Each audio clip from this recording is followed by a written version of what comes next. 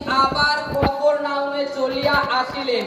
শোনা গেল যে তিনি ঘরে আছেন, আর এত লোক তাহার নিকটে একত্র হইল যে দ্বারের কাছে ও আর স্থান রহিল না। আর তিনি তাহাদের কাছে বাক্য প্রচার করিতে লাগিলেন। তখন লোকেরা 4 জন লোক দিয়া একজন পক্ষাঘাতীকে বহন করিয়া তাহার কাছে আনিতেছিল, কিন্তু ভিড় প্রযুক্ত নিকটে আসিতে না পারাতে তিনি যেখানে ছিলেন সেই স্থানে ছাদ খুলিয়া ফেলিলেন, আর ছিদ্র করিয়া যে খাট পক্ষাঘাতী শুইয়া ছিল তাহা নামাইয়া দিলেন। তাহাদের বিশ্বাস দেখিয়া যিশু সেই পক্ষাঘাতীকে কইলেন, বৎস, তোমার পাপ সকল ক্ষমা হইল। Hallelujah, hallelujah, hallelujah, hallelujah. কি হলো এখানে? প্রভু যীশু খ্রিস্ট তিনি সুসমাচার করে এসেছেন, এসে একটা গিয়ে উঠে সেখানে রয়েছেন। অন্য একজনার একটা শিষ্যরই বাড়ি মনে করুন, তিনি রয়েছে। তাই সেখানে কি হয়েছে? সেখানে একটা পক্ষাঘাতীকে আনা হয়। তার ঈশ্বর প্রভু যীশু খ্রিস্ট তিনি যখন ছিলেন, ঈশ্বরের বাক্য দিচ্ছিলেন সেই ঘরে বসে, আর লোকে আসতো ধেয়ে ধেয়ে ঈশ্বরের বাক্য শুনবার জন্য, তার কাছে বাক্য শোনার জন্য। কিসের বাক্য? অনন্ত জীবনের বাক্য শুনবার জন্য তারা চলে আসতো ছুটে ছুটে। সেখানে এতটাই ভিড় হয়, ঘরের দরজার সামনে এতটাই ভিড় যে সেই পক্ষাঘাতীকে ভিতরে প্রবেশ করানো কষ্ট। তারা কোনো মতে দরজার থেকে তাকে আর ভিতরে প্রবেশ করাতে পারছে না। তখন তারা কি চিন্তা ভাবনা করলো যে উপর থেকে তোকে আজকে নিয়ে এসছি অসুস্থ, নিয়ে যাব না। তুই যে পক্ষাঘাত প্যারালাইসিসে এখানে অবস্থায় এসছিস, তোকে এই অবস্থায় আর নিয়ে যাব না, তোকে সুস্থ করেই নিয়ে যাব। তারা যে 4 ব্যক্তি যে নিয়ে এসছে, তারা এইরূপ সংকল্প অলরেডি তাদের হৃদয় থেকে নিয়ে নিয়েছে যে দরজা থেকে প্রবেশ করতে পারিনি, তাই কি হয়েছে? তোকে আজকে নিয়ে এসছি, যখন সুস্থ করে নিয়ে যাব। তাদের বিশ্বাসটা দেখুন, যে নিয়ে এসছি সুস্থ করে নিয়ে যাব। তাতে কি দরজা থেকে ঢুকতে পারছি না, কিন্তু কি লোকে যে যা বলে বলুক, কার বাড়ি অত ভাবনা চিন্তা নেই, বিশ্বাসের ছাদ আজকে খুলে দেব। কি বিশ্বাসের ছাদ? ছাদ খোলার মধ্যে ফারাক আছে, বিশ্বাসের ছাদ খুলে দিয়েছে। আজকে আমাদেরও বিশ্বাসের ছাদ খুলতে হবে। ঈশ্বর অনুগ্রহ দিয়ে দিয়েছে। ঈশ্বর প্রভু যীশু খ্রিস্ট 2000 বছর আগে, 2024 বছর আগে ক্রুশে গিয়ে সমস্ত কিছু পূর্ণ করে দিয়েছে। বিশ্বাস দ্বারা আমাদেরকেও সেই ছাদ হাঁটাতে হবে আমাদের জীবনে। বিশ্বাস দ্বারা বলপূর্বক, তুমি তোমার বলপূর্বক ঈশ্বরের থেকে অনুগ্রহ নিয়ে নাও। বলপূর্বক তুমি যদি সারা জীবন কেটে যাও, কেটেই যেতে হবে। তুমি যদি বলো আমি দুঃখী, আমি দরিদ্র, এইভাবে তোমার কাটিয়ে যেতে হবে। কিন্তু তোমাকে বিশ্বাসের ছাদ খুলতে হবে। আজকে যে 4 ব্যক্তি নিয়ে এসছে, যেখানে যীশু খ্রিস্ট বসে রয়েছে, ছাদ খুলে দিয়েছে। এবার যে বাড়ির মালিক, সে বা কি বলবে? তোমরা কি করছো, ছাদ খুলছো কেন? তাও তারা শোনেনি, বলছে এটা প্রভুর কাছে নামাতে হবে। তারা কিন্তু একটু বারণ মানেনি লোকের, যে ছাদ খুলেছি হয়তো বলছে তোমার ছাদ আমরা ঠিক করে দেবো, কিন্তু একে প্রভুর সামনে আমরা নামাবো, একে আর অসুস্থ আমরা দেখতে পারছি না। আজকে সেই রূপ বিশ্বাস দ্বারা ছাদ খুলে দাও, প্রভুর সাথে ওপেন হয়ে যাও, খোলামেলা। তবে ঈশ্বরের মিরাক্কেল, ঈশ্বরের মহিমা জীবনে প্রকাশ পাবে। ওই নিজেকে একজন দুর্বল বিশ্বাসী, দুর্বল খ্রিস্টীয় জীবন যাপন করছে, ওটা তো দুর্বল। প্রভু এটা চায় না। ঈশ্বরের রাজ্য বাইবেলে লেখা আছে বলপূর্বক আমাদেরকে প্রবেশ করতে হবে। ঈশ্বর করে দিয়েছে। আগের দিন আমি বলছিলাম যে জল পড়ছে, জল আবার রিটার্ন ব্যাকে চলে গেছে। সেও কিন্তু ঈশ্বরের দাস। কি প্রার্থনা করছে, হে ঈশ্বর আমাকে জেলে রেখেছে, এই জল তুমি বন্ধ করো, তুমি বন্ধ করো। প্রভু কি উত্তর দিয়েছে তাকে, আমি যা করার করে দিয়েছি, যা কিছু করার তোকে করতে হবে। আজকে আমাদের জীবনের বিশ্বাস দ্বারা সেই জল যেরকম রিটার্ন ব্যাকে চলে গেছে, আমাদের জীবনেরও যে সমস্যা আছে বিশ্বাস দ্বারা ছাদ যেরকম খুলে গেছে ওরকম খুলে যাবে আমাদের বন্ধন। বন্ধনটা কি? সেটা হচ্ছে রোগ। শয়তান একটা সমস্যা আপনার মধ্যে দিয়ে, সে কিন্তু আপনার মধ্যে নেই, কারণ যেখানে পবিত্র আত্মা থাকে সেখানে মন্দ আত্মা বাস করতে পারে না, যেখানে জ্যোতি থাকে সেখানে লাইট থাকতে পারে না, অন্ধকার থাকতে পারে না, যেখানে আলো আছে সেখানে অন্ধকার থাকতে পারে না। তা অতএব আপনার মধ্যে, প্রত্যেকের মধ্যে যারা বিশ্বাসী হয়েছেন, যীশু খ্রিস্টের ধার্মিক গণিত হয়েছেন, আপনাদের মধ্যে পবিত্র আত্মা আছে। আর পবিত্র আত্মাকে আপনারা নিজেরাই নিরাশ করে রেখে দিয়েছেন ভয়ের কারণে, ভীত। প্রভু বলছে, বাক্যে বলছে, তুই ভয় করিস না, আমি তোমার সঙ্গে আছি। আমি এরকম বাক্য মানে মিনিমাম প্রত্যেকটা অধ্যায় যদি খুলি, প্রত্যেকটা পেজে এরকম প্রভু তার বাক্যে বলেছে, প্রত্যেকটা পেজে, পুরাতন নিয়ম থেকে নতুন নিয়মের শেষ অবধি, প্রকাশিত বাক্য অবধি। ভয় করো না, আমি তোমার সদা প্রভু, আমি তোমার সঙ্গে সঙ্গে আছি। ঈশ্বর এটাই বলে যাচ্ছে, কিন্তু আমরা দুর্বল বিশ্বাসী। আমাদের বিশ্বাসটা সর্ষের দানার ন্যায় হয়নি। কালকে একটা পাস্টরের সুসমাচার শুনছিলাম আমি, আমেরিকায়, আজ থেকে 60 থেকে 70 বছর আগে। তা তখনকার দিনে, মানে এখন তো শেড দিয়ে চাল করে দেওয়া হয়, তখনকার দিনে ত্রিপল টানানো হতো। ত্রিপল টানিয়ে, এমন ত্রিপল, এক ত্রিপলে 45,000 লোক বসতে পারবে। ত্রিপলটা কত বড় বুঝেন, একটাই ত্রিপল। সেই ত্রিপলটা বানাতে কয়েক কোটি টাকা লেগেছিল। 45,000 টাকা, মানে 45,000 লোক ধরবে। সেই ত্রিপল, ঝড় আসছে, দেখতে পাচ্ছে ঝড় আসছে, ত্রিপল সোজা, শয়তান নিয়ে আসছে ঝড়, ত্রিপল ছিঁড়বে। তা যে পাস্টার, তিনি প্রার্থনা করছে, প্রভু ঝড় আসছে, তোমার সভা বন্ধ হয়ে যাবে, ত্রিপল নষ্ট হয়ে যাবে, এত টাকা এর পিছনে ব্যয় হয়েছে। প্রভু বলছে, আমি করে দিয়েছি, যা করার তোর করতে হবে। প্রভুর কাছ থেকে এই উত্তর পেল সেই পাস্টার। তখন যেখানে হাঁটু গেড়ে প্রভুর কাছে প্রার্থনা করছিল, বাইরে গেল, মেঘের দিক তাকালো, তাকিয়ে বলছে, শয়তান যীশু খ্রিস্টের নামেতে বেরিয়ে যা। এই বলল, সেই ঝড় অন্যদিকে সঙ্গে সঙ্গে মুখ করে ঘুরে চলে গেল। সেই ঝড়, এটা কি বিশ্বাস?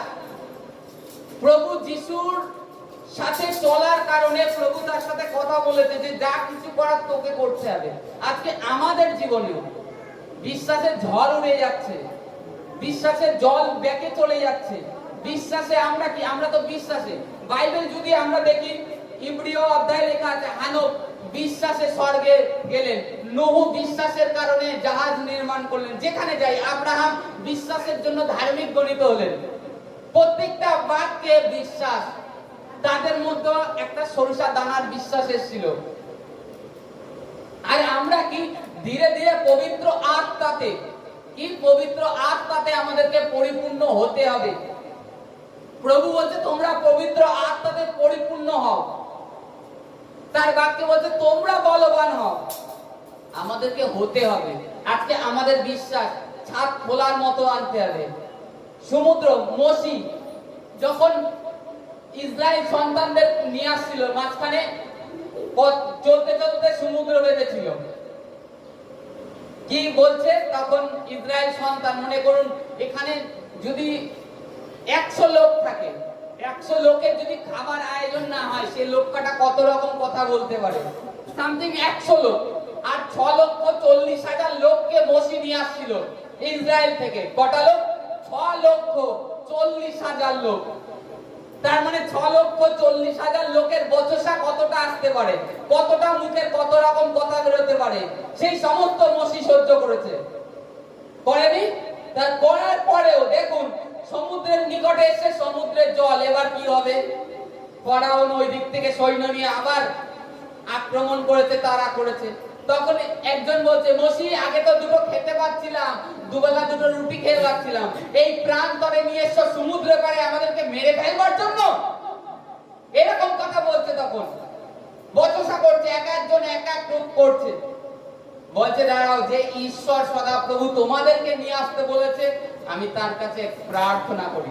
সে কি বলে? মসি প্রার্থনা করলো, মসির কাছে উত্তর আসলো, আমি তোমাকে দিয়ে দিয়েছি, তোমার হাতে লাঠি আছে, সেটা দিয়ে তুমি আঘাত করো সমুদ্রে। মসি প্রার্থনা করে কি করলো? সমুদ্রে আঘাত করলো লাঠি দিয়ে। কি করলো? বাড়ি মারলো সমুদ্রে, জল দুদিকে পাঁচিল হয়ে গেল। এবার বলুন, ঈশ্বর কি করেছে সেখানে? ঈশ্বর কিছু করেছে? ঈশ্বর করেনি। আজকে আমাদেরকেও বাক্য দ্বারা শয়তানকে আঘাত করতে হবে। লেখা আছে, মতি 4:4 প্রভু যীশু খ্রিস্ট উত্তর দিচ্ছে, লেখা আছে, লেখা আছে। আপনার বাক্য ডিক্লিয়ার করুন বিশ্বাস দ্বারা, তবেই দেখবেন কাজ হচ্ছে। আজকে প্রার্থনার কমি, বাক্যের কমি। এই কারণের জন্য দুর্বল বিশ্বাসী হয়ে সারা জীবন মনে করি যে এইভাবেই কাটিয়ে যেতে হবে। আমরা প্রভু যীশু খ্রিস্টতে ধার্মিক গণিত হয়েছি, তবে আমাদের পাপ ক্ষমা হয়ে গেছে। আর পাপ ক্ষমা হওয়া মানে রোগ থেকে সুস্থ হওয়া। কি? পাপ ক্ষমা হওয়া মানে রোগ থেকে সুস্থ হওয়া। এখানে প্রভু বাক্যে সেটাই বলেছে। প্রভু বললেন, যাও, তোমার পাপ ক্ষমা হয়ে গেছে। সে তো পক্ষাঘাতী ছিল, তাই তো? তাকে পাপ কেন ক্ষমা করলেন? বলতে তো পারতেন যে যাও, তুমি আজকে রোগ থেকে মুক্ত হয়ে গেলে। তা তো বলেনি প্রভু। কি বলছে? যাও, তোমার পাপ ক্ষমা হয়ে গেল। পাপের দরুন রোগ এসছে, ক্ষমা হয়ে গেছে মানে তুমি সুস্থ হয়ে গেছো। তারপরে প্রভু সব জায়গায় বলেছে, আর পাপ করো না। আজকে বিশ্বাস দ্বারা শয়তান যে সমস্ত মন্দ জিনিস ছাপ দিয়ে রেখেছে, সেটা হাটিয়ে দাও। হাটিয়ে দিয়ে তারপরে তুমি তোমার অনুগ্রহ ঈশ্বর থেকে নিয়ে নাও। তুমি ভীত হয়েও না যে ঈশ্বরের কাছে চাবো, ভয় পাচ্ছি, তা করলে হবে না। ঈশ্বর বলছে, তুমি চাও, তোমাকে দেয়া যাবে। তুমি চাও, তোমাকে দেয়া যাবে। চাচ্ছ না, এই কারণে পাচ্ছ না। তোমরা ভাবছো যে ঈশ্বর আমার অন্তঃকরণ জানে, ঈশ্বর আমার মনের ভাবনা জানে, তিনি আমার দুঃখ কষ্ট দেখছে, আমাকে বের করবে। ঈশ্বর বলছে, তুই তাহলে ওইভাবেই থাক। কারণ আমি তোকে যুদ্ধের অস্ত্র শস্ত্র দিয়ে যুদ্ধ করতে খেতে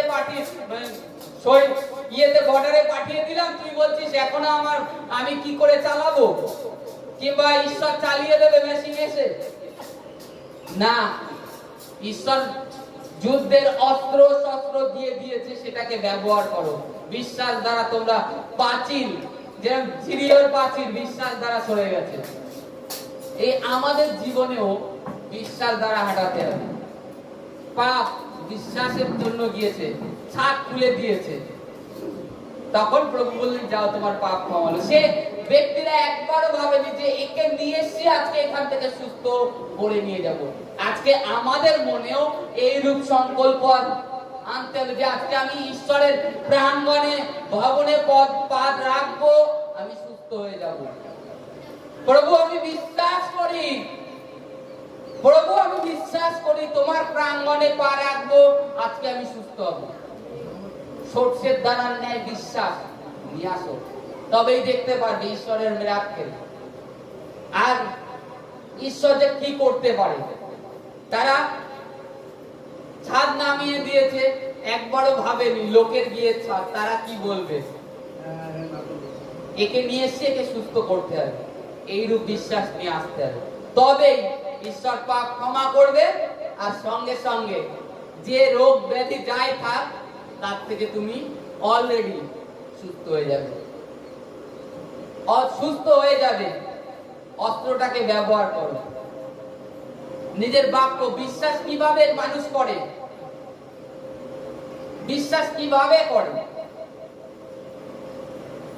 হৃদয়ে বিশ্বাস করে আর মুখে স্বীকার করে, সেটাকে দৃঢ় করবার জন্য। আর আজকে যখন আমাদের প্রার্থনা গিয়ে বলা হয় তোমরা হাততালি দাও, কিংবা ঈশ্বরের প্রশংসা করো হালেলুয়া জোরে, এটা কেন বলা হয়? এটা আমাদের জন্য কি বলি, এটা আপনাদের বিশ্বাসকে দৃঢ় করবার জন্য, শক্ত করবার জন্য। আব্রাহাম কিন্তু হৃদয়ে বিশ্বাস করেছিল, কিন্তু তার সত্ত্বেও তাকে একটা কর্ম করতে হয়েছিল, তার জীবনে একটা পে করতে হয়েছিল। তার কি? তার পুত্রকে মরিয়া পর্বতে নিয়ে যেতে হয়েছিল, তাই তো? মরিয়া পর্বতে নিয়ে যেতে হয়েছিল ঈশ্বরের কাছে একটা প্রমাণ স্বরূপ যে হ্যাঁ ঈশ্বর, আমি তোমাকে এত বিশ্বাস করি যে আমার পুত্রের থেকেও তুমি আগে। এই যে ঈশ্বরের প্রতি বিশ্বাস, সেটা আব্রাহাম প্রকাশ করেছিল। আজকে ঈশ্বর কি চাচ্ছে আমার কাছে, আপনার কাছে? প্রকাশ চাচ্ছে। তুমি একটা প্রকাশ করো, মুখে স্বীকার করো, অঙ্গীকার করো যে প্রভু যিশু তুমিই আমার মুক্তিদাতা। তাকে হৃদয় থেকে গ্রহণ করো, লোক দেখানোর মতো নয়, হৃদয় থেকে, অন্তঃকরণ থেকে। যে আজকে শারীরিক সুস্থতা বড় বিষয় নয়, বড় বিষয় অনন্ত জীবন। আজকে দুদিনের জীবন আমরা এখানে আছি পৃথিবীতে, দুদিনের জীবনে রয়েছে। এই দুদিনের জীবনটা বড় না অনন্ত জীবন আমাদের বড়? যেখানে অনন্ত জীবন আমাদের থাকতে হবে। সেই কারণে প্রত্যেকে মুখে স্বীকার করো। আর সামনে যে 24শে ডিসেম্বর যারা প্রভুকে এখনো গ্রহণ করনি, তারা তাকে গ্রহণ করো। কারণ বাপ্তিস্ম ভিন্ন, স্বর্গরাজ্যে যারা অসম্ভব, ঈশ্বরের বাক্যে লেখা আছে। আমাদেরকে ঈশ্বর বাপ্তিস্ম দিয়েছে যে এটা লাইসেন্স। আমেরিকায় যেতে গেলে পাসপোর্ট প্রয়োজন হয়, সেই পাসপোর্ট, ভিসা, বাপ্তিস্ম ওটা প্রয়োজন প্রত্যেক বিশ্বাসী। আজকে বিশ্বাস দ্বারা, তুমি যখন বিশ্বাস করেছো, খালি যা সারা জীবন এখানে শারীরিক চাঙ্গাই, শারীরিক সুস্থতার পিছনে দৌড়িয়ে বেড়াবে। আরে প্রভুকে তো আগে জানো, দেখবে তারপরে কিভাবে সুস্থতা আসে, কিভাবে চাঙ্গাই আসে, কিভাবে ব্লেসিং আসে। আগে প্রভুকে জানো, তবে আসবে। প্রভুকে না জানবে তো কিছুই আসবে না। ওই সারা জীবন ওই আমার মাথা মাজার, কোমরের ব্যথা কমলো না, এই কমলো না। আগে প্রভুকে জানো, যে বিশ্বাস দ্বারা কি করে প্রভুকে খুশি করা যায়।